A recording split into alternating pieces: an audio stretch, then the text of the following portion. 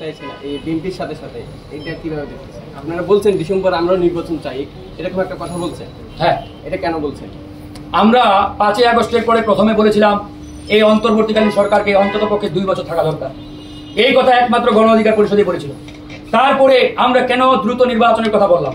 যখন আমরা দেখলাম যে এই সরকার জনগণের স্বার্থ বিরোধী, দেশ বিরোধী কিছু সিদ্ধান্ত নেওয়ার চেষ্টা করছে, মায়ানমারকে ওই মানবিক করিডোরের নামে এই দেশটাকে একটা প্রক্সি ওয়ারের দিকে ঠেলে দেওয়ার চেষ্টা করছে, চট্টগ্রাম সমুদ্র বন্দর আর একটা দেশের হাতে তুলে দেওয়ার চেষ্টা করছে, সেন্ট মার্টিনের মতো একটা সেন্সিটিভ জায়গাকে কি হচ্ছে না হচ্ছে এই দেশের মানুষ জানে না, অন্ধকারের দিকে ঠেলে দেওয়া হয়েছে।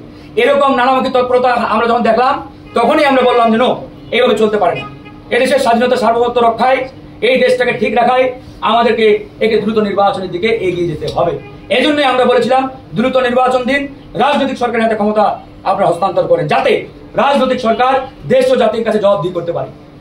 এই জন্যই কিন্তু আমরা সেই কথাগুলো বলেছি, দ্রুত নির্বাচনের তাগাদা দিয়েছি। তো এখন কথা হচ্ছে আমরা কিন্তু এটাও বলেছি যে নির্বাচনের আগে অবশ্যই প্রয়োজনীয় সংস্কার করতে হবে।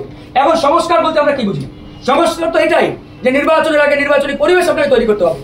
এখন আপনি ডিসেম্বরে দেন আর ওই অক্টোবরে দেন, যদি নির্বাচনের পরিবেশ না থাকে তাহলে ওই রকি ভূতাবার্তা নির্বাচন দিয়ে কি লাভ? আপনি বলেন।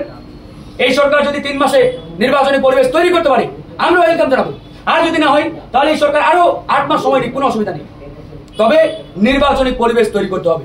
প্রার্থীরা এলাকায় যাবে, আরেকটি দল সেখানে হামলা চালাবে, আওয়ামী লীগের মতো বাধা দিবে, ঘন্টার পরে ঘন্টা অবরুদ্ধ করে রাখবে, এটা তো হতে পারে না। এটা তো কোনো নির্বাচনী পরিবেশ না ভাই।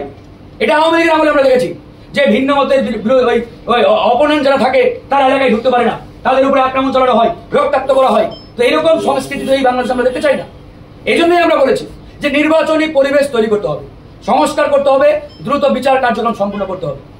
এটা কিন্তু প্রধান উপদেষ্টার সাথে তারেক রহমানের বৈঠকেও একই জয়েন্ট স্টেটমেন্টে বক্তব্যটি আসছে। তিনি কিন্তু স্পষ্ট করে বলেছেন যদি বিচার এবং সংস্কারের কার্যকর অগ্রগতি আমরা করতে পারি তবে ফেব্রুয়ারিতেও ইলেকশন হতে বাধা নেই। তাহলে প্রাইম জিস্ট কি? সংস্কার এন্ড বিচার, নির্বাচনী পরিবেশ। আমাদের বক্তব্য এখনো সেটাই। আমরা আমাদের বক্তব্য থেকে সরে আসি নাই। আমাদের কথা হচ্ছে নির্বাচন ডিসেম্বরে হলে হোক, ফেব্রুয়ারিতে হলেও আমাদের কোনো আপত্তি নেই।